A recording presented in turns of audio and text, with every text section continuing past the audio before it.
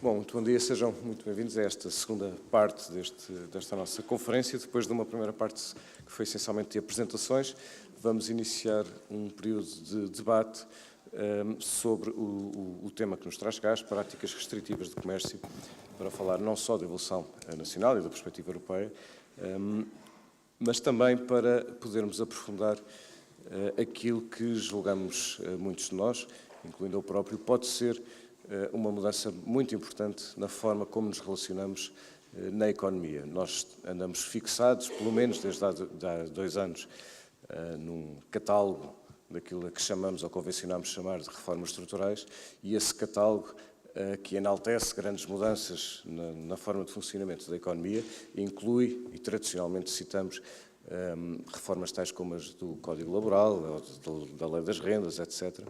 E raramente falamos em concorrência. Enfim, aumentar a concorrência em Portugal é um bocado como ter uma chuva de granizo em Lisboa, é raro, e não incluímos algumas alterações legislativas que têm um impacto muito profundo no tecido económico, não as incluímos naquilo a que chamamos reformas estruturais e, no entanto, algumas dessas alterações têm esse impacto, ou pelo menos essa ambição, e é o caso desta.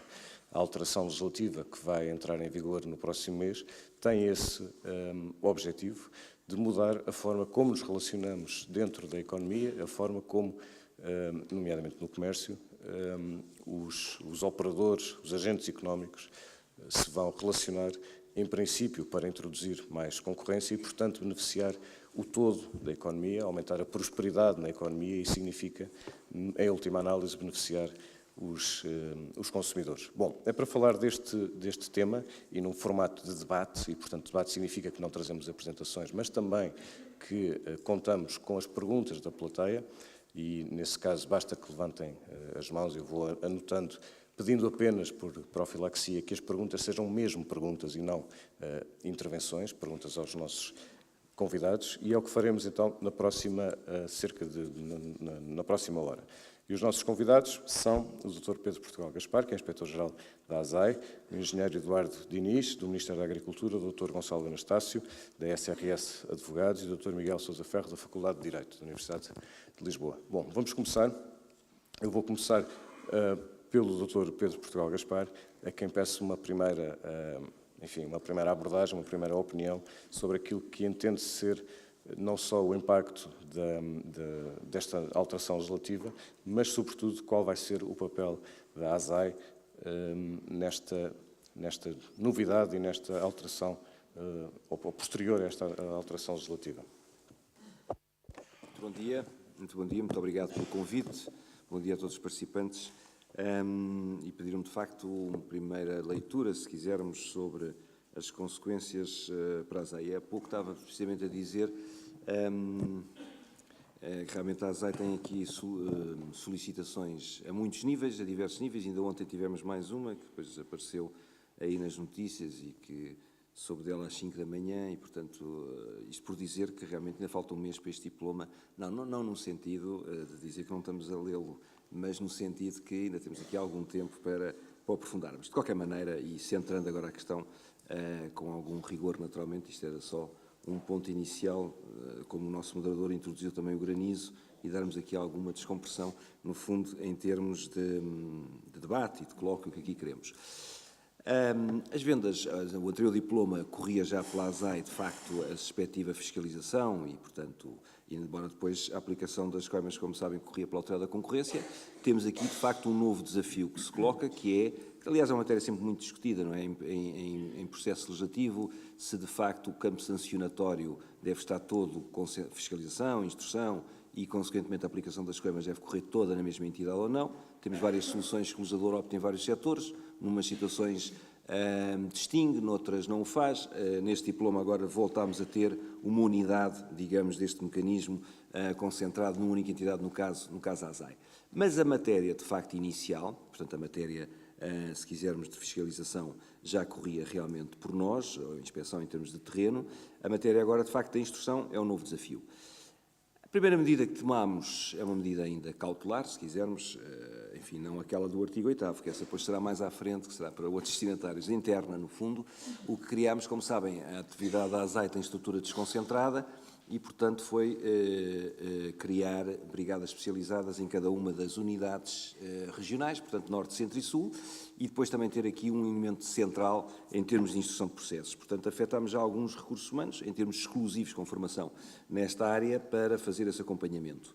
Com formação, agora, próxima com a Autoridade da Concorrência, na transmissão que há da passagem de dossiês, de alguns processos pendentes que estão e que se transitam para nós, e, portanto, neste mês, o nosso esforço foi identificar recursos, que também não vale a pena colocar essa questão, todos sabemos a abundância de recursos na administração pública, portanto, é algo que, de facto, estamos todos à vontade e, portanto, o primeiro problema era, de facto, identificar os recursos com formação específica e tentar afetar em exclusividade, recebendo a formação necessária. Este é o quadro desenhado agora para termos o impacto necessário para vermos. Portanto, está a correr essa formação e uniformidade, se quisermos, ou uniformização de entendimentos, que naturalmente também é importante, uma vez que a estrutura desconcentrada implica, por vezes, também estas leituras que podem ser diferenciadas. E este é o desafio que está, de facto, em cima da mesa. O montante das coimas não é assim muito elevado. Não, no sentido em que eu, antes destas minhas funções, era Inspetor-Geral do Ambiente e também estava habituado a contornações muito altas na área do ambiente, não é?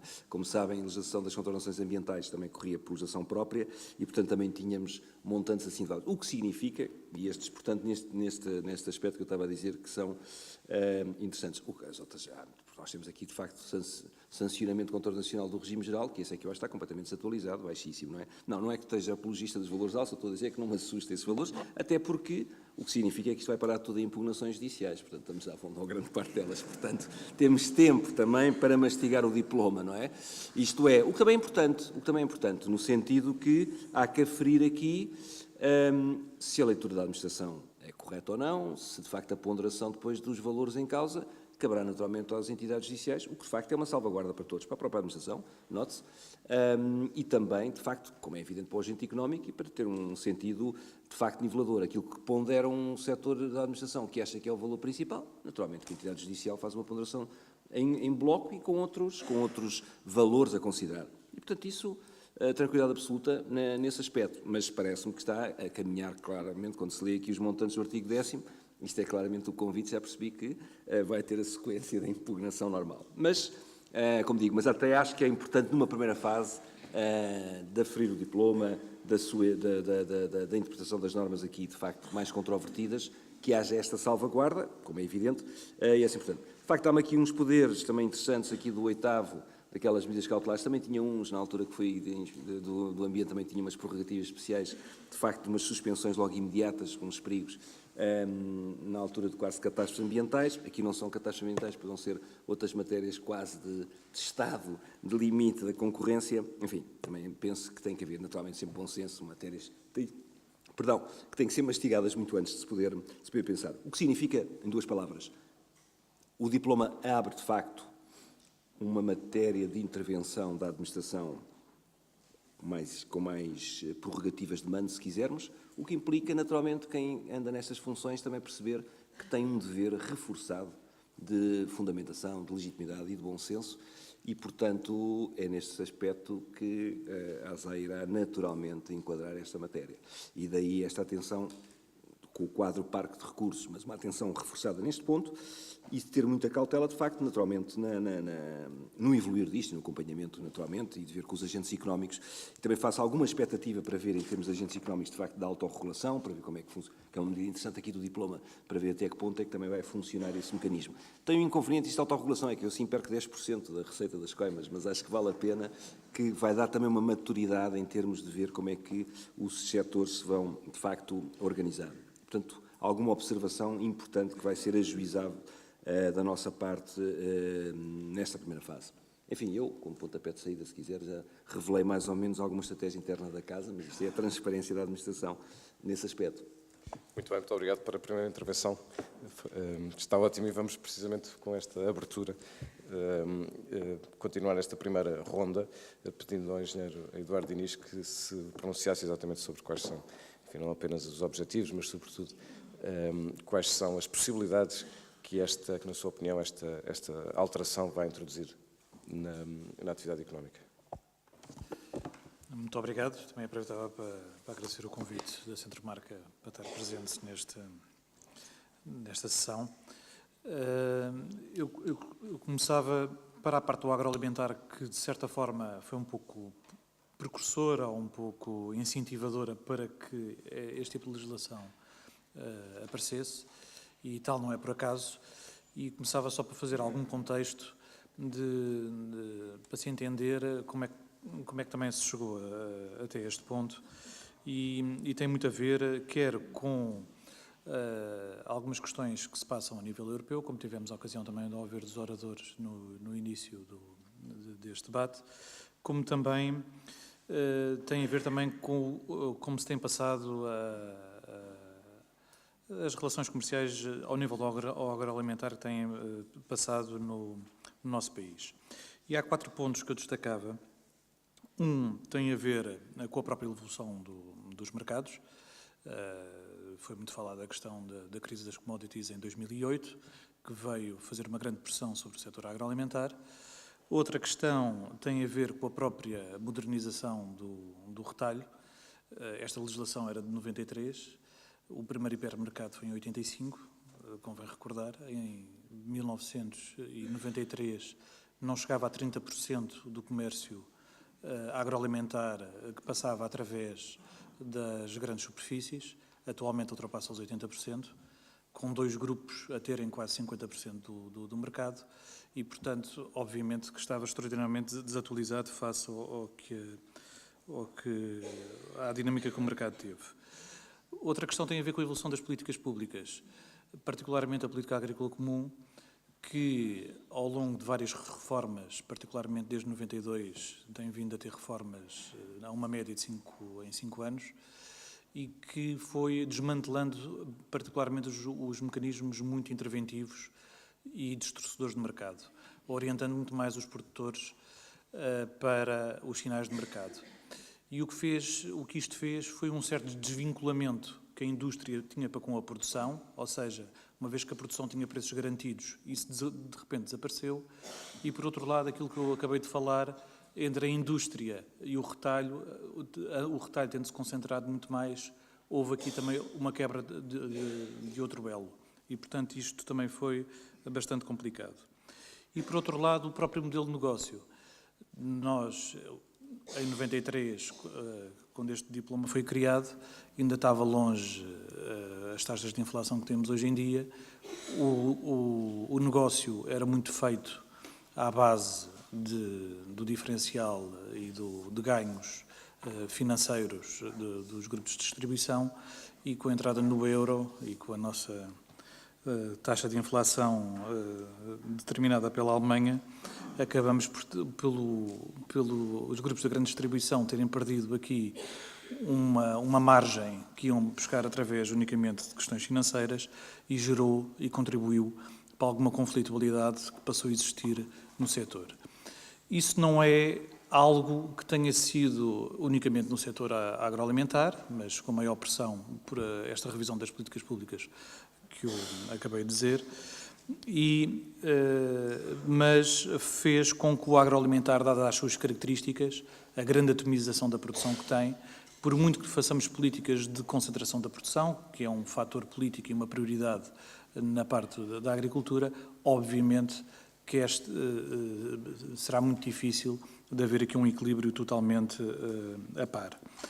E, portanto, a política agrícola comum acaba por criar algumas prerrogativas ao nível de organizações de produtores e organizações interprofissionais, com algumas exceções além da concorrência, mas, mesmo a nível europeu, desde 2008, esta preocupação tem sido, com comunicações da Comissão Europeia, de ter que regular, quer ao nível da concorrência, quer ao nível das práticas comerciais. E, portanto, isto é um corolário, este PIRC, é um corolário de todos estes fatores que fazem com que seja mais transparente, que haja um maior escrutínio de todos os agentes, e eu acho que isso é extraordinariamente positivo, e espero que para o setor agroalimentar português, que o que nós vimos nos primeiros relatórios que nós temos feito no âmbito da plataforma da PARCA, foi que os preços dos produtos agroalimentares em Portugal, particularmente a partir de 2007, cresceram abaixo da inflação, e isso é uma particularidade portuguesa. Enquanto que os preços no agroalimentar, a nível europeu, subiram ao nível ou acima da taxa de inflação, em Portugal isso não aconteceu. E isso provocou uma redução dos preços implícitos ao setor agrícola, com uma redução de poder de compra muito relevante no setor e decréscimos consecutivos do valor acrescentado criado pelo setor. E isso contribuiu para uma grande pressão e, obviamente, uma necessidade de clarificação desta legislação, de tornar as questões mais transparentes e não deteriorar um setor que acabou agora, também nos últimos tempos, de reverter esta questão ao nível do valor acrescentado. E, portanto, nós temos alguma expectativa, quer no diploma que regulou sobre os prazos de pagamento, quer neste diploma que, se formos ver na prática, vem muito ao encontro do Código de Boas Práticas que a nível europeu está criado. Não há grandes diferenças em muitas das componentes do Código de Boas Práticas e, assim, ter uma relação comercial mais sã dentro do mercado e uma distribuição de valor mais equilibrada ao longo da cadeia alimentar. Estes eram os primeiros comentários. Muito obrigado. Dr. Gonçalo Anastácio, primeiras impressões. Muito obrigado. Bom, o meu comentário de partida, e creio que isso mesmo é evidenciado pelo processo legislativo que foi relativamente longo, é que era necessário, de facto, mexer nesta legislação. Nós tínhamos em Portugal uma legislação que tinha 20 anos de aplicação ou talvez até de não aplicação. Portanto, havia um corpo legislativo que não tinha efetividade entre nós e diria que a evolução do setor do comércio e da grande distribuição em Portugal evidenciou a necessidade de ter efetividade ou de conferir efetividade a este tipo de regras. Portanto, em minha opinião, é hoje incomparavelmente mais necessário este diploma ou uma alteração ao anterior Decreto-Lei 370 do que quando, em 1993, o mesmo foi aprovado. E arrisco-me até a dizer que serve propósitos hoje bastante distintos, que foi uma forma que o Estado e o legislador encontrou de, aproveitando um diploma com uma aplicabilidade genérica, mas que na prática, ao longo dos anos, tem tido um foco precisamente no setor da grande distribuição, para resolver um problema que se tem desenvolvido essencialmente nos últimos 20 anos. Enfim, começou antes, naturalmente, mas se em 1993, a meu ver, a própria necessidade deste tipo de legislação em Portugal era escassa, era discutível, hoje não tenho a menor dúvida sobre a necessidade de algum tipo de regulação desta natureza e, em particular, com foco no setor da distribuição. Bom, isto porquê? Todos conhecemos a grande evolução do setor, em muitíssimos aspectos positiva. Portanto, temos uma grande distribuição com elevado grau de sofisticação, com tudo o que isso tem de bom, mas também com muitas coisas, ou algumas coisas, que se tornaram, a meu ver, inaceitáveis. Nós constatamos um aumento paulatino da concentração na grande distribuição e constatamos que, pouco a pouco, foi-se também erudindo a capacidade de negociação da produção dos fornecedores com a grande distribuição. Bom, isto atingiu um ponto, evidentemente, muito distinto, consoante os fornecedores de que estamos a falar, portanto, não é, obviamente, a mesma coisa falar da capacidade de negociação de um pequeno agricultor ou de uma grande multinacional, mas, em qualquer caso, e sublinho em qualquer caso, existe, a meu ver, uma disparidade muito grande de capacidade negocial nesta relação que obrigou o legislador a intervir, não só em Portugal, como noutros países, como já vimos hoje, e seguramente iremos falar mais.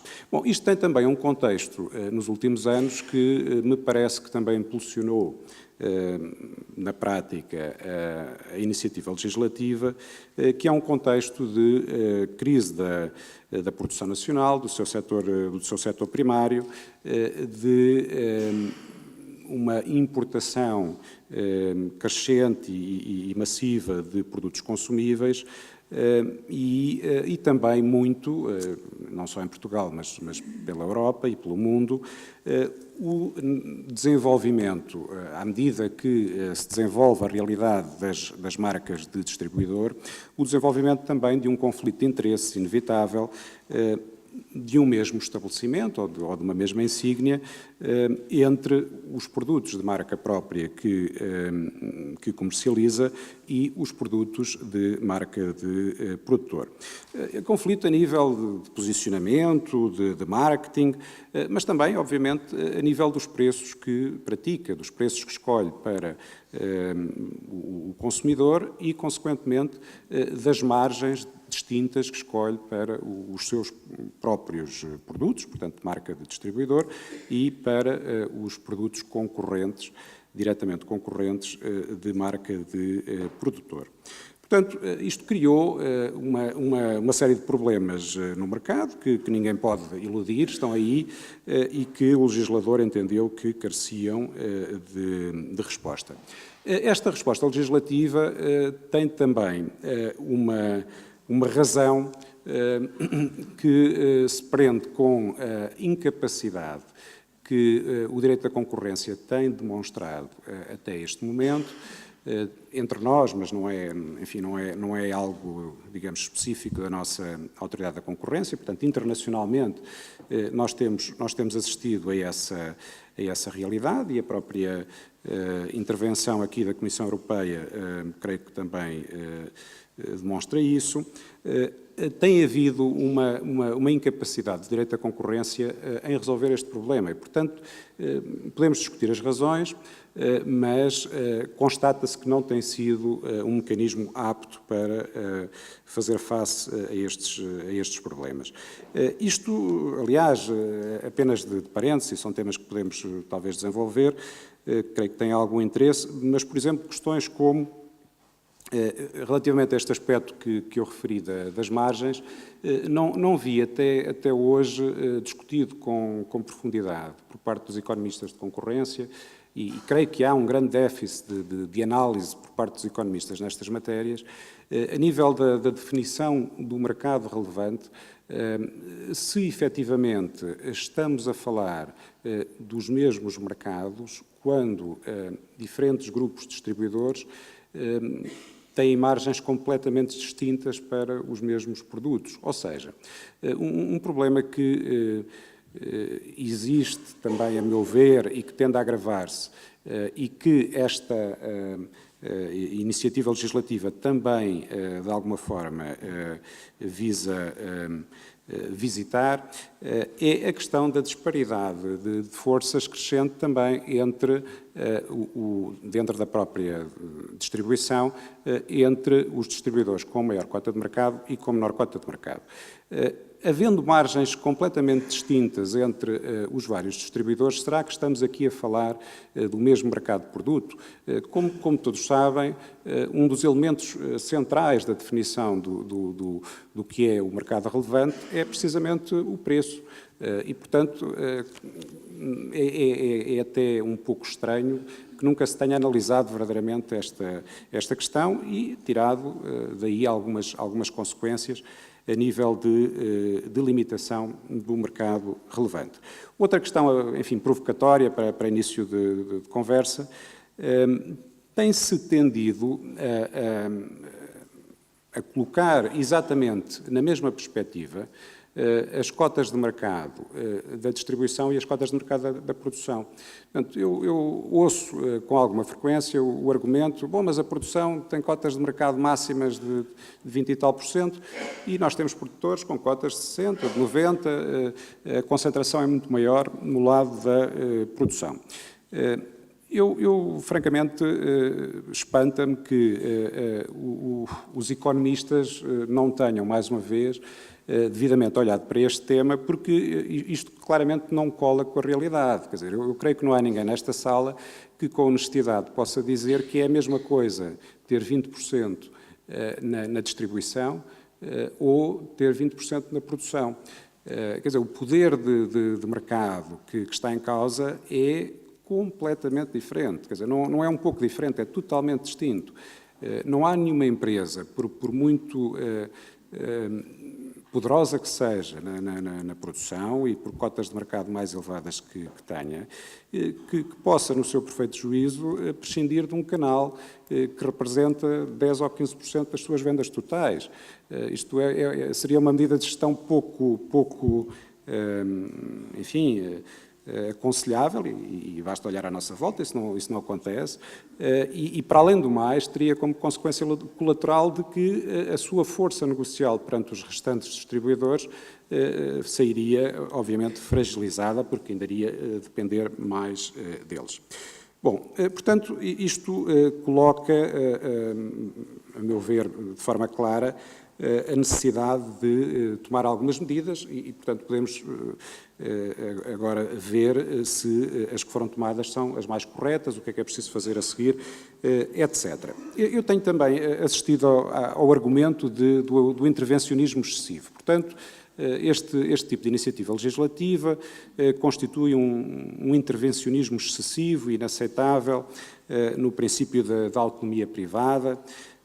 Bom, eu em relação a isso, creio que é uma falácia, com franqueza, porque me parece uma constatação clara pelo mundo fora que são precisamente as economias mais livres e desenvolvidas de mercado que não prescindem de alguma regulação quando é necessário assegurar um level playing field.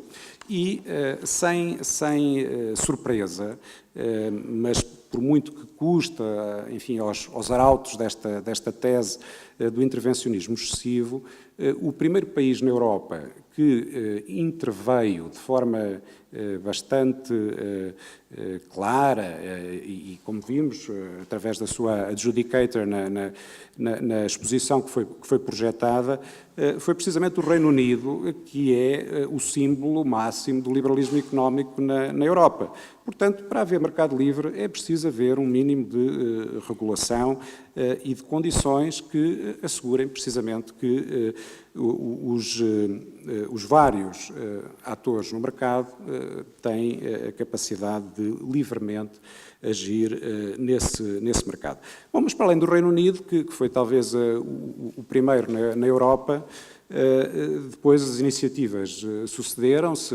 Em Portugal, aliás, logo após, a Autoridade da Concorrência emitiu o seu relatório, em 2008, que de alguma forma também está na raiz desta alteração legislativa, mas pela Europa fora têm sucedido iniciativas legislativas nesta matéria, a última das quais, a espanhola, que creio que é muito impressionante a vários títulos, e um dos quais é que, em tempos de austeridade, isto entre nós neste momento seria impossível, e eu até tenho dúvidas que fosse desejável, mas em tempos de austeridade aprovou a criação de uma entidade específica com competências de observação sobre este tipo de mercados. Portanto, foi ao ponto de criar uma nova instituição com o peso orçamental que isso representa.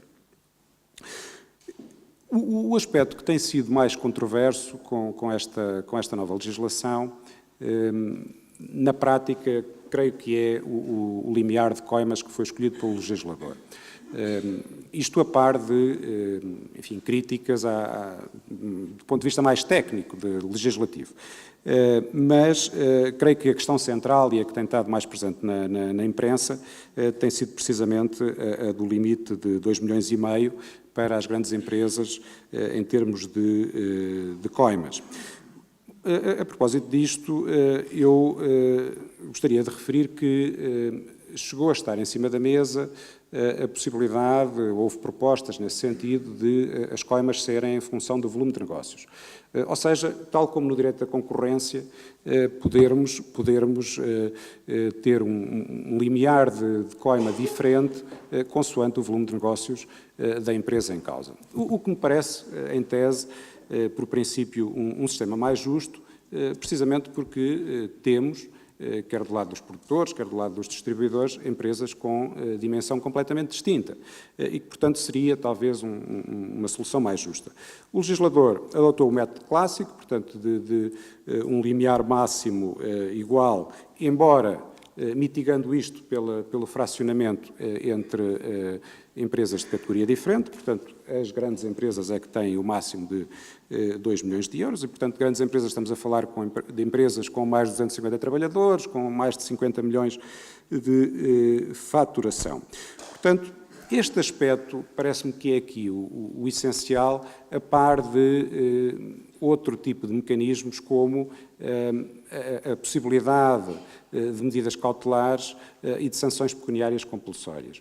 Portanto, tudo isto, quer dizer, aquilo que de mais significativo temos de alteração nesta legislação são medidas tendentes à efetividade do regime.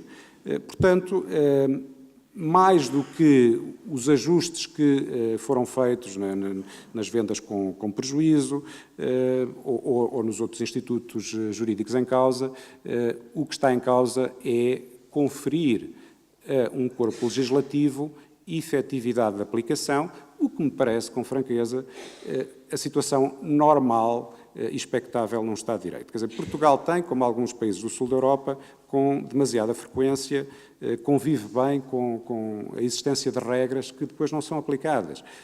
Isto não é normal nem desejável e acho que faz parte também do nosso progresso civilizacional que isto deixe de acontecer. E, portanto, ou bem que revogamos essas normas, ou, se as mantemos, temos que lhes conferir efetividade.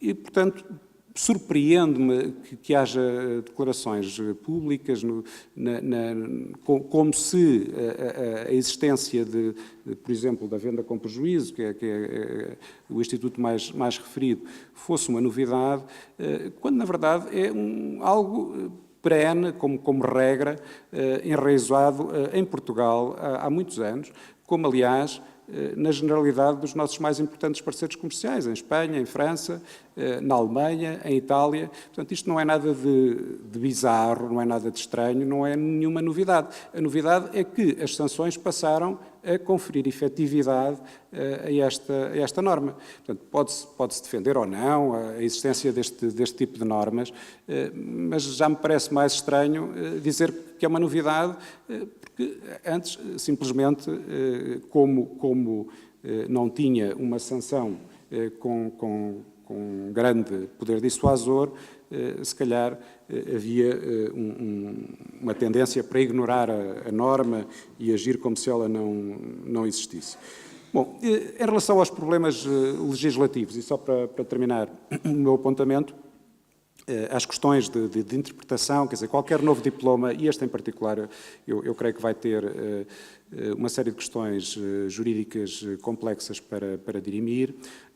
Parece-me que seria muito útil e importante, e que era um bom serviço que as várias partes em causa prestariam à economia e ao país, se, em termos de autorregulação, que está prevista, como sabem, no diploma, isto fosse resolvido. Quer dizer, a chave para uma boa aplicação deste diploma e para que se evite, digamos, algum caos ou alguma excessiva litigância relativamente a esta matéria, será, creio que está no bom entendimento no seio da autorregulação, e existindo até um código de boas práticas europeu, creio que temos aí um bom princípio para que se possa chegar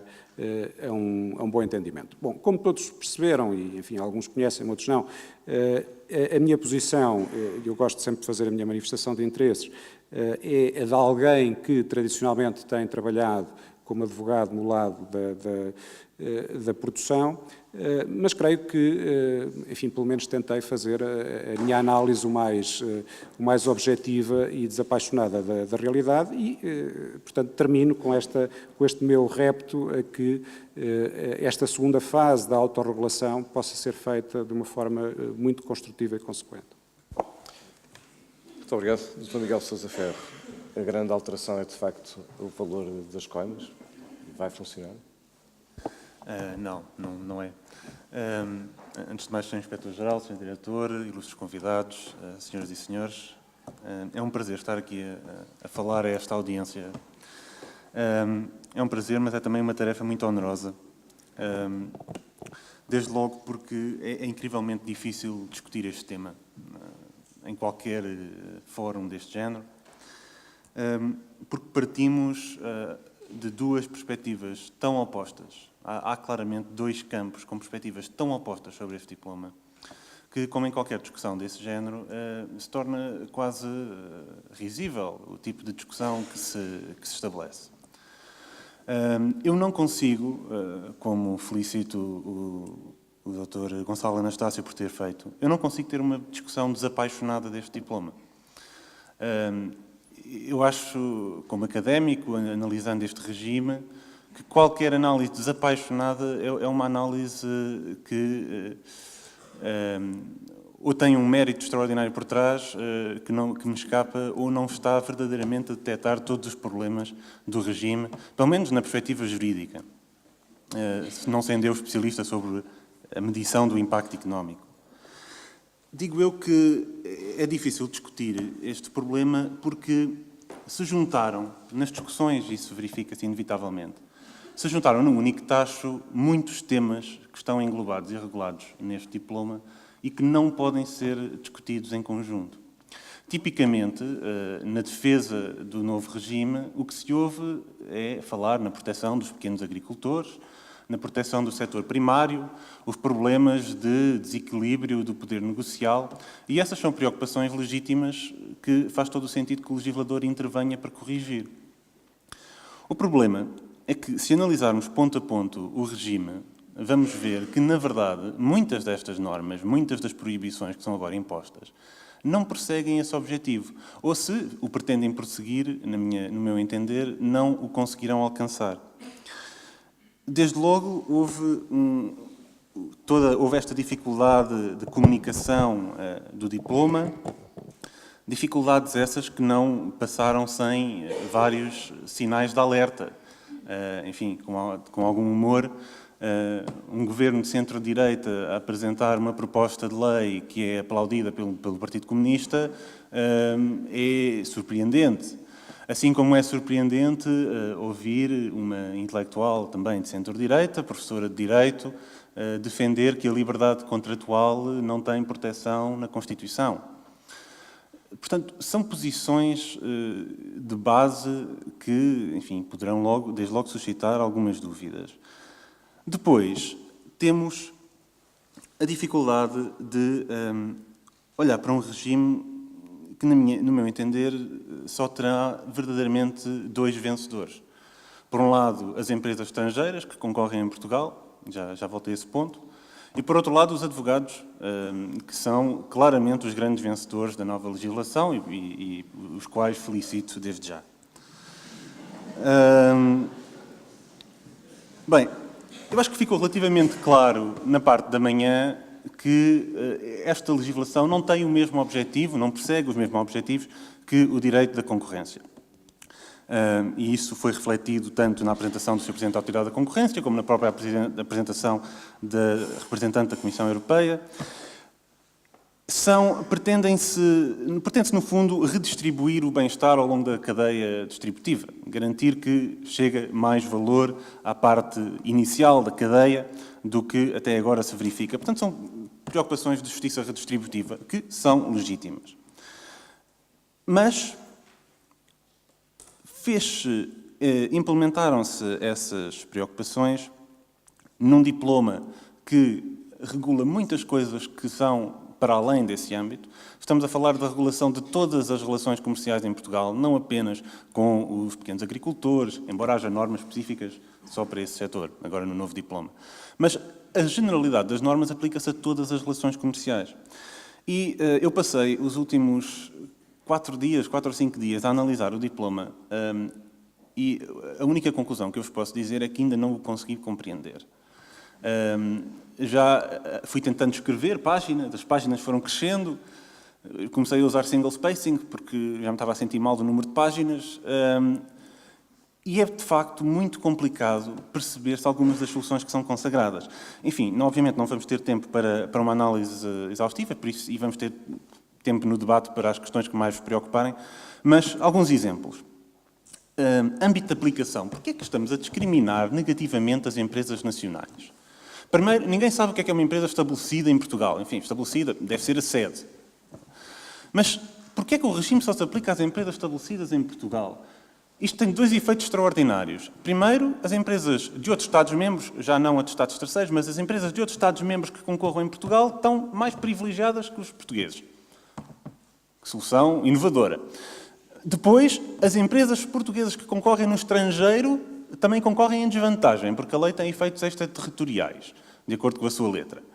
Também solução verdadeiramente surpreendente. Depois, o próprio diploma confessa que a ideia era regular situações em que não esteja em causa uma afetação sensível da concorrência. Apesar do objetivo ser a proteção de uma concorrência equilibrada.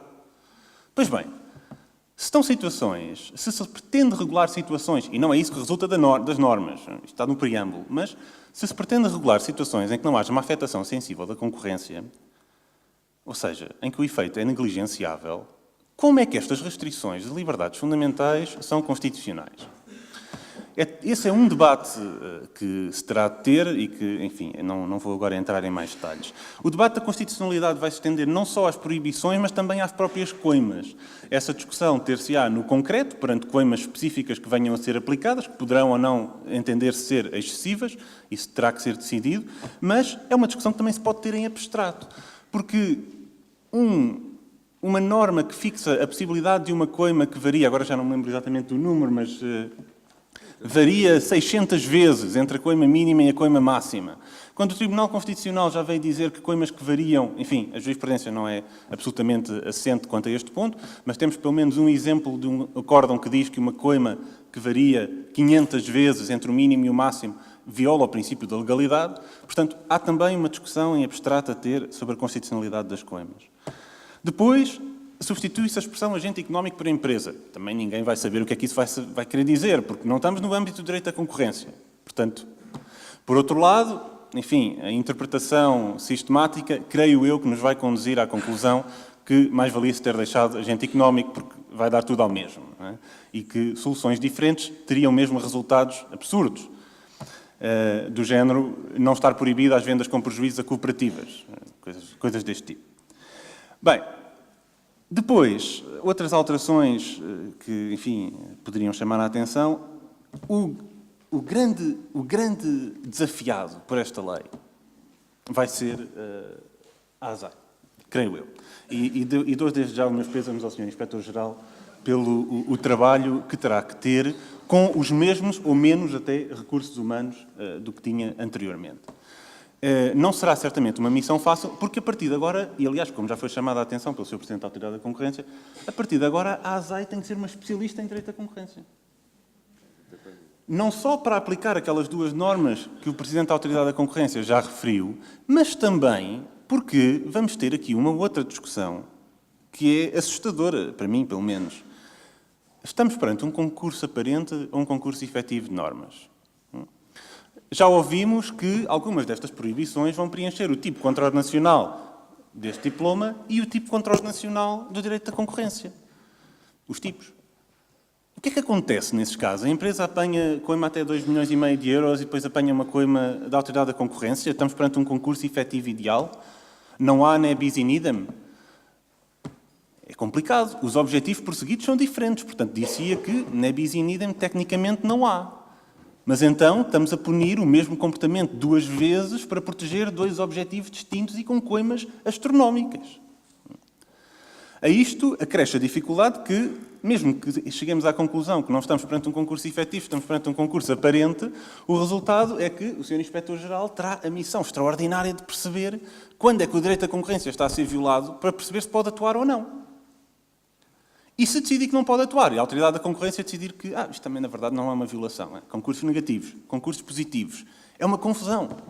E se for um concurso efetivo, aplicamos o artigo 19 do Regulamento do Regime Geral das Contornações?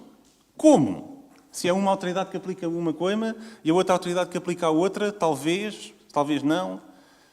Isto, para um jurista, enfim, um labirinto verdadeiramente fascinante, mas que não é nada propício à segurança jurídica. Nós não devíamos ter labirintos destes. Não é? Enfim, outros pontos que se poderiam ser discutidos, e muitos haverão. A questão da validade dos contratos em vigor. Estranho é que o legislador mande cessar a vigência de contratos ao fim de 1 ano. Cessar a vigência dos contratos. Não é as cláusulas são nulas. Os contratos deixam de cessar. Então, e a redução de negócios perante cláusulas não essenciais?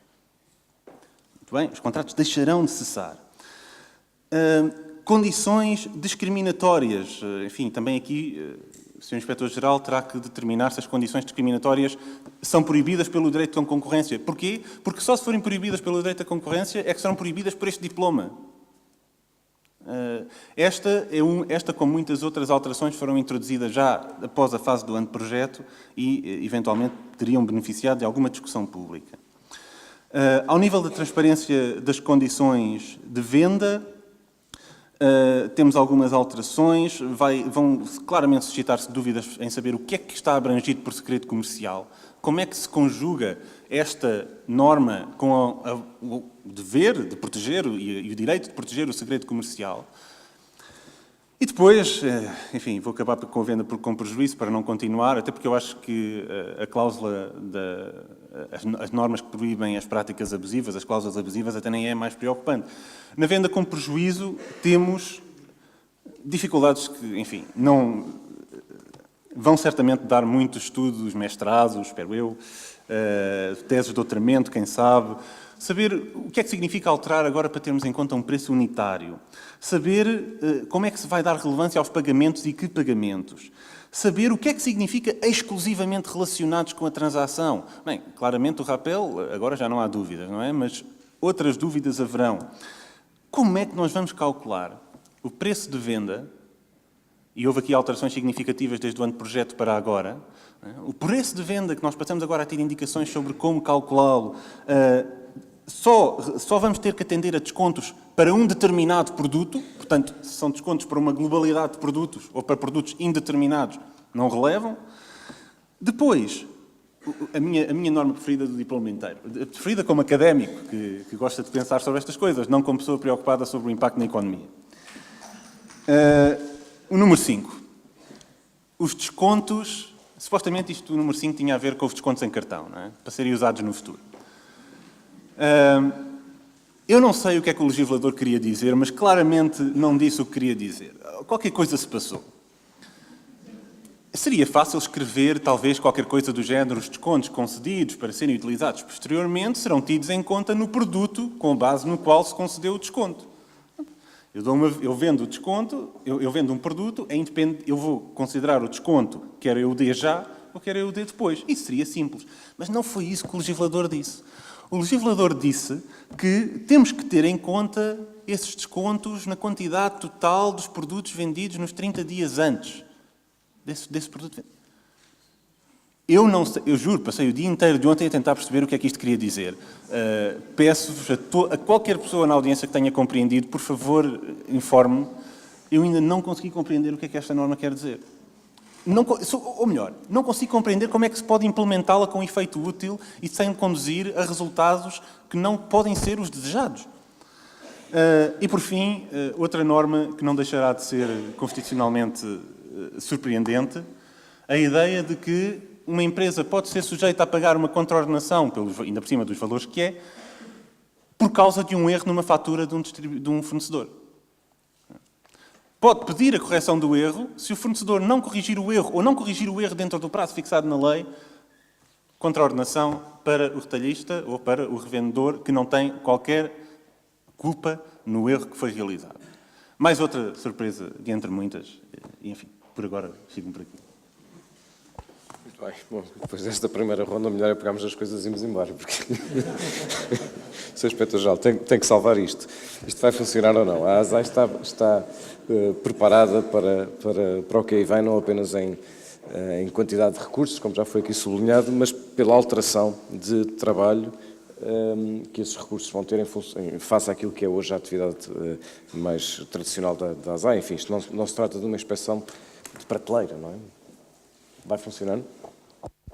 Muito bem. Eu não sei se, e estes reps académicos são sempre muito interessantes, embora seja aí das áreas das jurídico-económicas, eu sou mais das jurídico-políticas, mas não resisto, se calhar, naquela última questão, de introduzir mais uma, que era as decisões da autoridade da concorrência são impugnáveis para o Tribunal de Competência Especializada e os meus para o comum, portanto, ainda tínhamos jurisdições diferentes. Essa eu acho que academicamente devia reforçar nas suas reflexões, porque acho que tem esse mérito, a parte académica tem sempre esse mérito de levantar as questões. Portanto, ainda tínhamos mais essa questão para colocar, que é as jurisdições para serem distintas entre a minha, digamos, de impugnação dos meus atos, e da autoridade da concorrência. Portanto, isto para a uniformidade do entendimento depois do aplicador final dos tribunais também não deixa de ser um desafio interessante, não é? Dá-lhe mais essa pista para a reflexão que acho que vale a pena. Desculpe lá que eu foge mais vezes, embora esteja nestas funções, mas quem defende a jurídico-política às vezes foge de um bocadinho ainda alguma tentação académica de poder prosseguir aqui algumas vezes. Bom, mas indo agora, não estou nessas funções, estou de Inspetor-Geral e, portanto, é isso que me perguntou e é isso que se quer ouvir. Vamos lá ver, e levantou muito bem a questão do montante das coimas, problema ou não da constitucionalidade dessa variação. Como eu vos disse, enfim, na primeira parte ou na primeira ronda, para mim não é novo ter este poder amplo, digamos, desta amplitude de montantes a aplicar. Acho que a administração deve ter sempre muita ponderação e bom senso a utilizar e não ser aqui, até porque depois é sindicável e muito bem. Portanto, vamos lá ver, quando tenho aqui uma oscilação, falou-se de facto muito nos 2,5 milhões, mas quer dizer, o montante mínimo está nos 5 mil, portanto, enfim, há aqui uma baliza, independentemente da questão que suscitou bem, da eventual constitucionalidade ou não, de uma baliza tão grande, mas temos aqui uma baliza para uma ponderação de bom senso, uma aplicação inicial do diploma, que tem que ser enquadrado por quem, enfim, tem o dever da sua aplicação. Portanto, eu, enfim, quanto aos montantes, fazia aqui alguma desdramatização, porque até acho que é importante que haja, de facto, uma amplitude, eventualmente esta poderá ser demasiado ampla, mas uma amplitude para, de facto, graduar diversas situações. Quanto a outra questão que colocou, e enfim, está aqui subjacente, de facto, da ASAI ter aqui esta responsabilidade da implementação do diploma, enfim, vamos lá ver, eu também coloquei aqui um ponto que, aliás, foi colocado por outros dos oradores da mesa, de facto, e muito bem, da autorregulação, que faz lembrar aqui um bocadinho os instrumentos de regulamentação coletiva de trabalho, mal comparando, ou muito mal comparando, mas quer dizer, mas no sentido de que os setores têm que se organizar em termos da eficácia do mesmo. Agora, que nós, é evidente que a nossa especialização, quase que se poderia dizer que é uma especialização genérica e genérica também especial, enfim, uma coisa assim, também para pormos em termos académicos, confundir alguma coisa para ficarmos num quase sem nada, neste aspecto, no sentido que, de facto, a ASAI tem uma multiplicidade de atividades, esta é mais uma, e, portanto, vamos ter que, naturalmente, aprofundar aqui alguns pontos, isso é evidente, como referi inicialmente. Agora, também, como qualquer regime novo, seja em que setor for, temos naturalmente que ter aqui um tempo de adaptação dos agentes económicos, de nós próprios, mas confiantes que, de facto, já temos tido outros desafios que têm sido aplicados e, pronto, naturalmente que se irá aplicar. Há pouco falou-se de facto os dados que existem já de anteriores inspeções de aplicação do diploma no passado, e enfim, eu penso que não sei se a Autoridade da Concorrência depois transmitiu esses dados. Há um volume de processos existentes, não, enfim, com algum significado numérico, mas de qualquer maneira, tranquilizando, vamos naturalmente ter que aprofundar estas matérias, como estamos a fazer, com bom senso, com calma. Eu acho que não há que fazer dramatismo na aplicação dos novos regimes, independentemente da parte mais interessante que é daqui de algum debate e que irá necessariamente surgir com as primeiras decisões judiciais também algum balizamento que é importante referiar e verificar estas questões. Deixe-me fazer uma provocação. Houve um dia específico que foi especialmente traumático nesta relação, que foi o 1º de maio há 2 anos, e foi traumático até pela mediatização que teve. E, como sabe, na altura gerou-se uma grande discussão, a distribuição dizendo que, bom, mas quem está a ser beneficiado por esta... A distribuição não, a empresa de distribuição em causa. Embora a outra empresa que tem uma grande conta também tenha beneficiado, como sabemos, dessa campanha por transferência de consumidores. Mas na altura a distribuição dizia, bom, mas se o preço é baixo, o consumidor está a beneficiar. E a produção dizia, mais ou menos à boca fechada, porque como sabe a produção ou fala através das instituições e associações que as representam, ou não fala, por receio de represálias junto da distribuição, e digo isto por experiência própria como jornalista, mas na altura o que a produção dizia era que, não, quem pagou esta campanha foram os produtores, ao longo dos vários meses. Se este ano acontecesse algo semelhante à ASAI, o que é que se poderia esperar da ASAI? Uma hiperatividade em função disso ou desdramatizar, como acabou de dizer? A hiperatividade às vezes nunca é assim muito benéfica, não é? Mas, enfim, eu recuando, como estava a dizer, e não estava em funções na ASAI ao tempo, mas recordo-me que, se a memória não me falha, a ASAI fez intervenção, fez de facto inspeção e remeteu os processos ao tempo para a Autoridade da Concorrência, como entidade competente.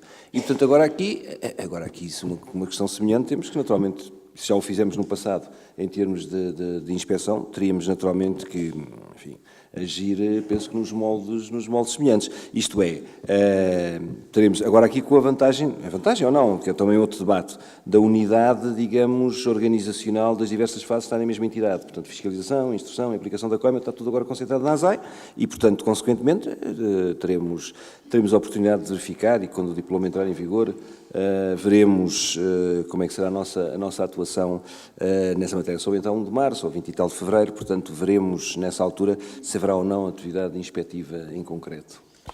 Muito bem, Engenheiro Eduardo Diniz, receia que a bateria de advogados acabe por destruir o objetivo desta legislação? Eu não tenho grande receio sobre isso, porque se nós virmos o espaço, durante 20 anos não foi alterado o diploma que está em vigor. E mesmo o diploma que está em vigor, ele acaba por ser inconsequente no sentido de que as suas coimas também não eram efetivas. Agora, o que se nota é um enorme escrutínio que todas estas relações comerciais estão a ser feitas. E este próprio diploma obriga a esse maior escrutínio, quer pela parte da administração pública, quer pelo setor em si, o que vai obrigar também, de certa forma, a mecanismos de autorregulação que estão aqui abertos. Nós temos alguma pena da questão da autorregulação não ter avançado tanto até este momento no seio da PARCA, porque na PARCA, quer a componente legislativa, quer a componente de autorregulação, deveriam ter caminhado a par.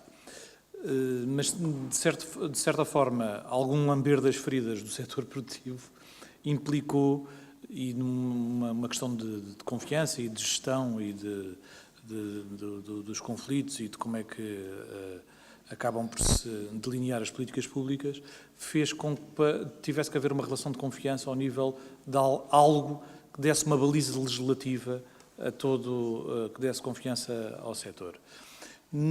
Quer na política agrícola comum, quer na legislação nacional, existem mecanismos, nomeadamente as organizações interprofissionais, que podem ser uma antecâmara para essa autorregulação. E eu vejo isso como positivo, porque eu acho que quer a grande distribuição, quer a produção têm a ganhar a Parca já fez um bocado esse exercício, a institucionalizar este conflito com barreiras e com critérios comuns para que se possam entender. Porque o próprio negócio, particularmente no agroalimentar, o abastecimento próximo é extraordinariamente importante para o agroalimentar e que veio a verificar-se quando houve o pico das commodities em 2008 e 2009.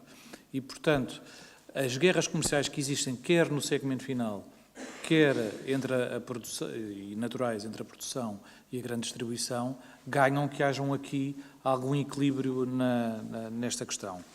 Agora, a autorregulação tem um grande problema, que é, embora possa matizar este conflito e até encontrar estratégias de longo prazo interessantes para os desenvolvimentos dos setores, tem a questão depois da arbitragem quando há situações de conflito.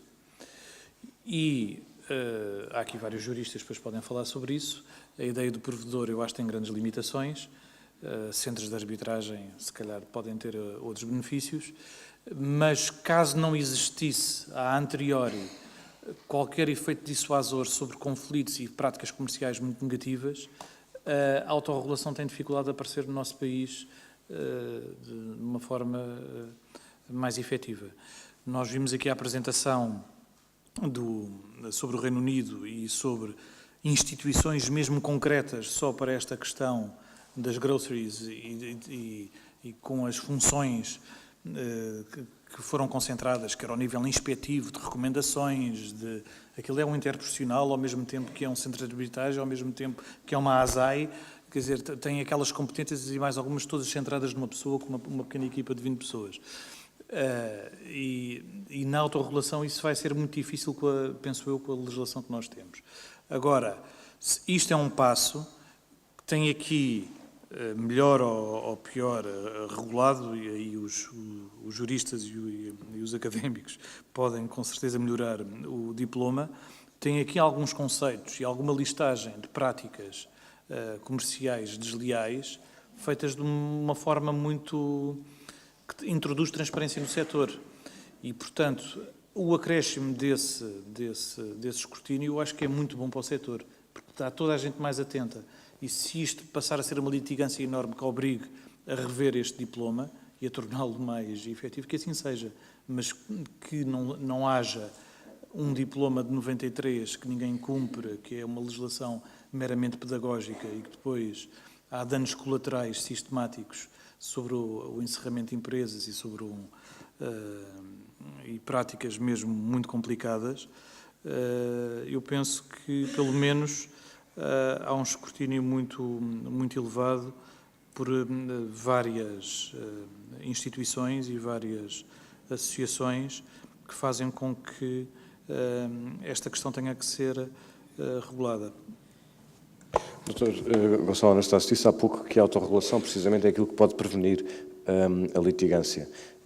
O que é que pode ser feito e deve ser feito nesse sentido? Acredita que isso de facto possa ser preventivo e possa funcionar? Bom, a autorregulação está expressamente prevista no diploma.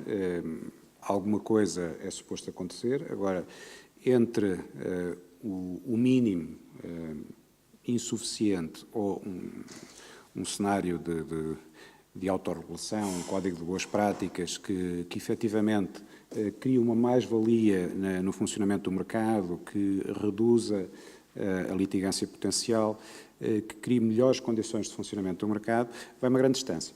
Portanto, isso depende dos vários intervenientes, nomeadamente no seio da Parca.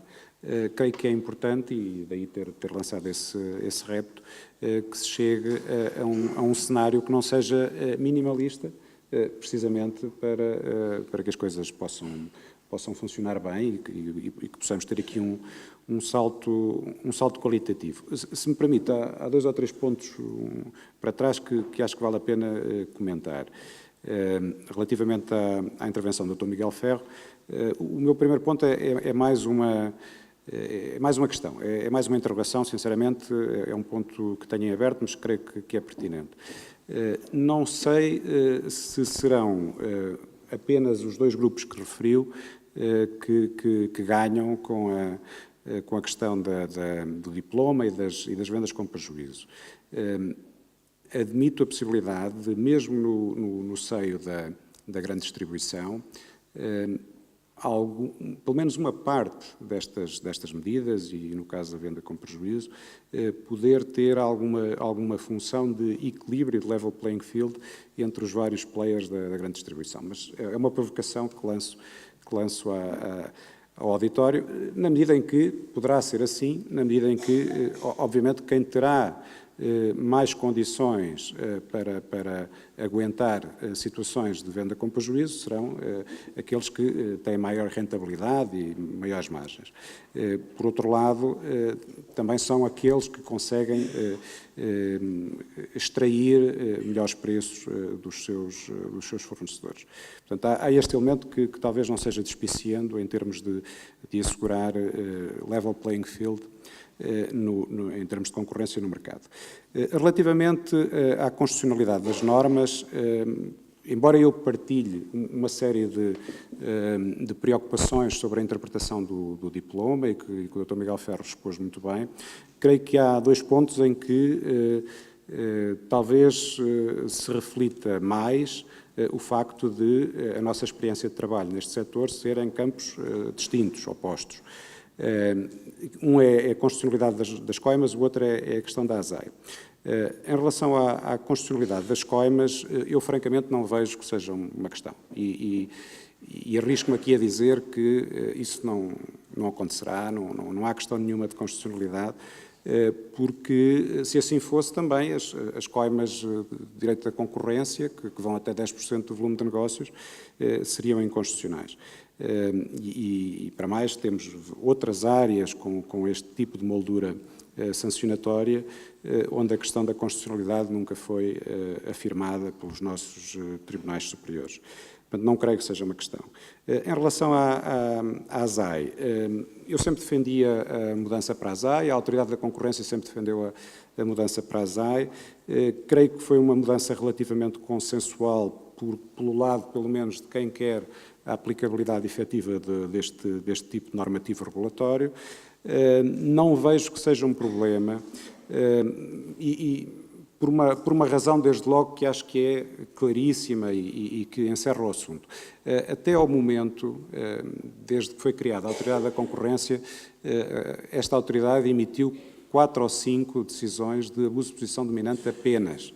Portanto, o que poderia haver aqui de conflito, da tal questão do ne bis in idem, aplica-se aos casos de abuso de posição dominante e quando estaríamos a falar de preços predatórios. Portanto, ainda um número muito menor do que estes 4 ou 5 casos. Portanto, é uma questão praticamente académica que não se vai colocar, ou se colocar será tão pontual que não deve aqui influenciar a decisão legislativa.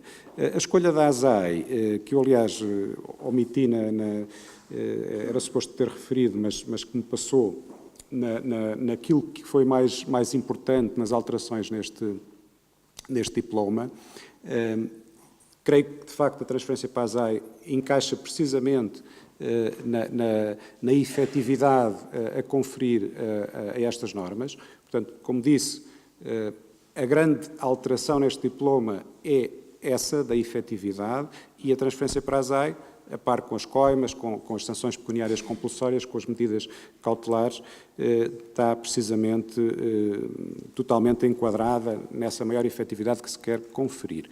A ASAI, quanto a mim, tem de facto muito maior vocação para este tipo de normativo, por serem questões comerciais, por ter uma capacidade e uma vocação para lidar com esta massa de processos. Quer dizer, nós estamos a comparar dezenas e dezenas de processos por ano com sanções de concorrência que, conforme eu referi, em termos, por exemplo, de abuso de posição dominante, foram, salvo erro, 4 desde que foi criada a Autoridade da Concorrência. Portanto, decisões sancionatórias da Autoridade da Concorrência são muito escassas, são processos que demoram anos a preparar.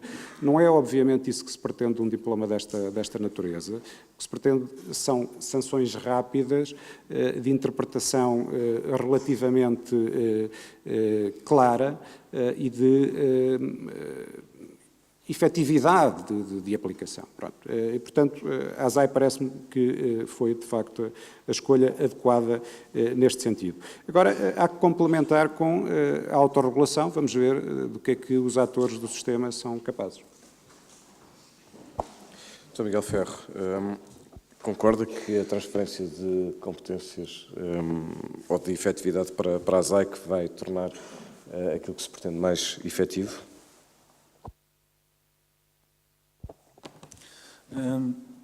Eu acho que nenhuma das soluções tem vantagens claras. Claramente, ficar na Autoridade da Concorrência não era uma boa solução. Aliás,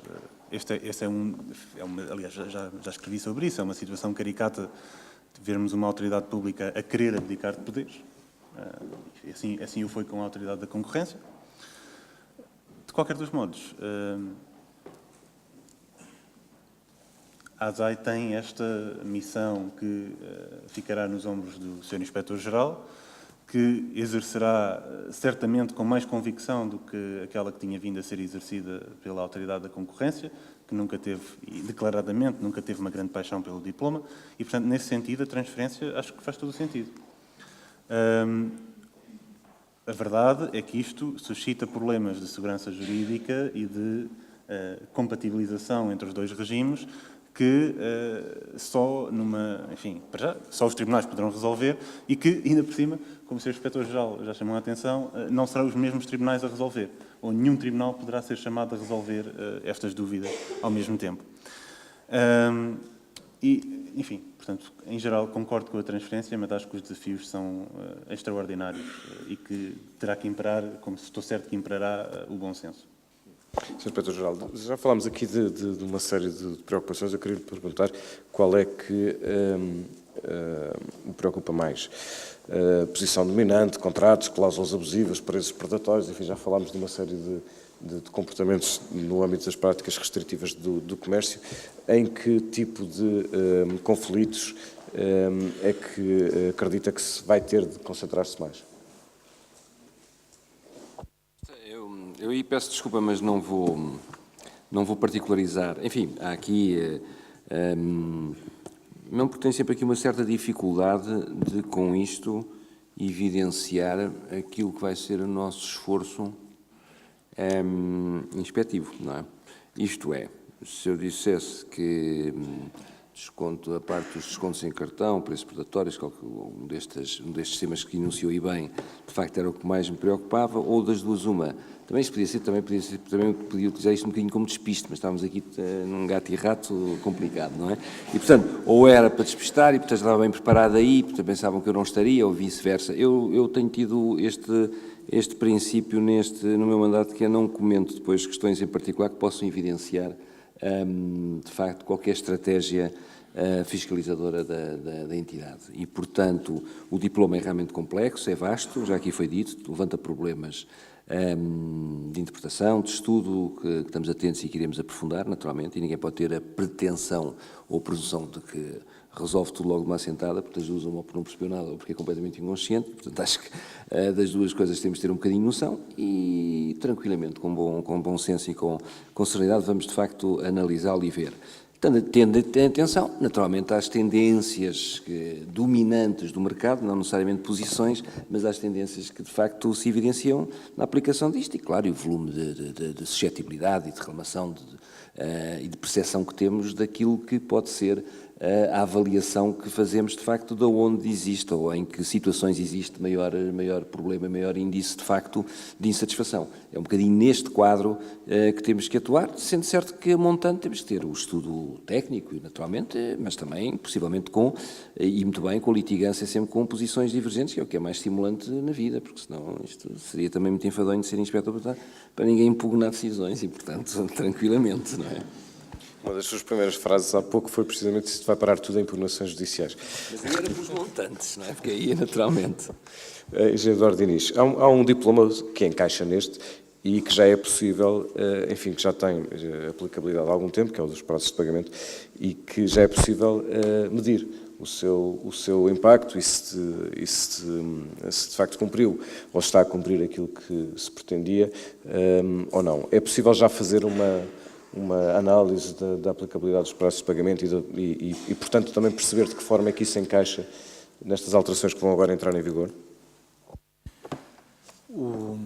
Não temos ainda uma avaliação feita no âmbito dos trabalhos da Parca.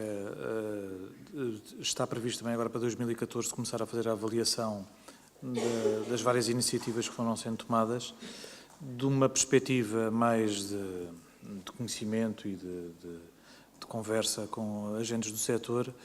Sei de casos que foi suscitado junto da grande distribuição a aplicabilidade do diploma e que teve consequências positivas. Agora, se isso foram casos do meu universo pessoal e de conhecimento pessoal, se é algo que está a ser efetivo, vamos avaliar de uma forma mais concreta agora durante o ano de 2014.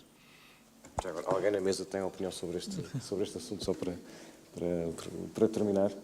Não. Muito bem, entretanto, nós estamos a chegar ao final do nosso painel. Já temos na sala o Sr. Secretário de Estado da Economia, que fará a intervenção final, e eu, servindo de calçadeira, salvo seja, aproveito para fazer o resumo daquilo que aqui falámos na última hora e meia. Estando nós num setor que é tipificado por uma grande concentração da grande distribuição e na grande distribuição, era claro que era necessário mexer nesta legislação, pois o anterior corpo legislativo não tinha efetividade. O aumento da concentração no setor tinha reduzido a capacidade de negociação do lado da produção, sobretudo nos pequenos produtores, e existiam conflitos mesmo entre produtores e entre distribuidores, nomeadamente no que dizia respeito até às marcas brancas e às marcas próprias. Todos estão, portanto, de acordo, todos que estão nesta mesa, todos estão de acordo sobre a necessidade que existia sobre a alteração. Bom, mas e quanto ao impacto? Como aqui foi dito, Portugal convive bem com regras que depois não são aplicadas, sendo que neste caso a discussão é muito polarizada, porque há dois lados muito demarcados e que são naturalmente opostos. E é daí que surgem muitas perguntas, muitas questões que decorrem da forma como foi desenhado este diploma.